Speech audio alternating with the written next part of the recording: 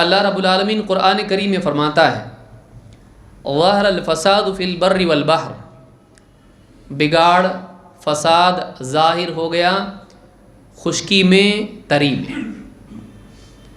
سمندروں میں، دریاؤں میں، زمین پر بگاڑ ایک دم ظاہر ہو گیا۔ ظاہراً ظاہر ہونا، غالب ہونا۔ یہ بگاڑ کیسے ظاہر ہوا، کہاں سے آیا، اس کا سبب کیا ہے؟ بما کسبت ایدی الناس، لوگوں کی کمائی کے نتیجے میں۔ قرآن کی اصطلاح میں کمائی اعمال کو کہتے ہیں، لہا ما کسبت وعلیہا ما اکتسبت۔ انسان جو بھی کام کرتا ہے قلب کی سطح پر، زبان سے، عمل سے، یہ اس کی کمائی ہے، وہ آخرت کے لیے کماتا ہے۔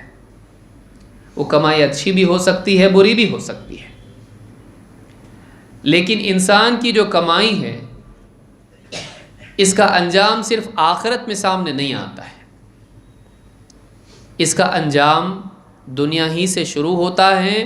شروعات دنیا میں ہے، تکمیل آخرت میں ہوتی ہے، چاہے وہ نیک عمل ہو یا برا عمل ہو۔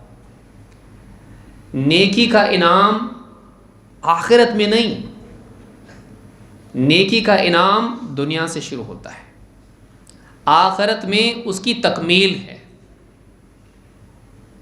وہاں پر بھرپور بدلہ ہے، مکمل بدلہ وہاں ہے، یہاں مکمل نہیں مل سکتا ہے۔ ایک آدمی دنیا میں اللہ کا دیدار نہیں، جنت یہاں نہیں، ہمیشگی کی زندگی یہاں نہیں، بڑھاپا نہیں یہاں نہیں، بیماری نہیں یہاں نہیں ہو سکتا ہو، وہ جنت پہ ہے، وہاں تکمیل ہے۔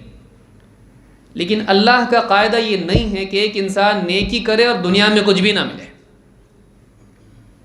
دنیا ہی سے اس کا انعام شروع ہوتا ہے، سکون قلب سے لے کر، اعمال کی توفیق سے لے کر، اللہ کی نصرت سے لے کر، اور بہت ساری چیزیں اللہ عطا کرتا ہے، رزق میں برکت سے لے کے اور بہت ساری چیزیں۔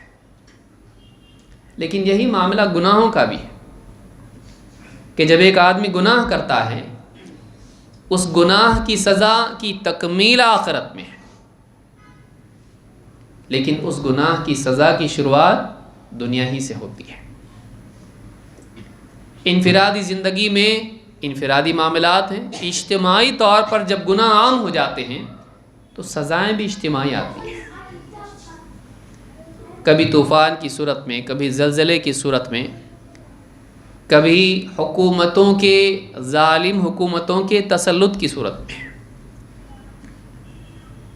قرآن کریم میں اللہ تعالیٰ فرماتا ہے ظہر الفساد فی البر والبحر بما کسبت ایدی الناس، لوگوں کی کرتوت کے سبب خشکی اور تری میں بگاڑ آ گیا۔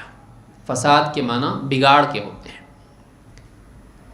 لیذیقہم بعض الذی عملوا، اور اللہ فرماتا ہے تاکہ اللہ تعالیٰ ان کو ان کے بعض اعمال کا مزہ چکھائیں۔ کیوں؟ لعلہم یرجعون، تاکہ وہ لوٹ آئیں۔ بعض اوقات یعنی دیکھیے دنیاوی اعتبار سے مصیبتوں کا آنا یہ ایک اعتبار سے خیر بھی ہوتا ہے۔ کیوں؟ اس لیے کہ دنیا میں انسان کے لیے رجوع کا دروازہ کھلا رہتا ہے، آدمی واپس لوٹ سکتا ہے۔ اسی لیے اللہ نے کیا بتلایا؟ ان کی کرتوت کی سزا، تکلیف دنیا میں دیتے ہیں۔ کیوں؟ لعلہم یرجعون، تاکہ وہ لوٹ آئے۔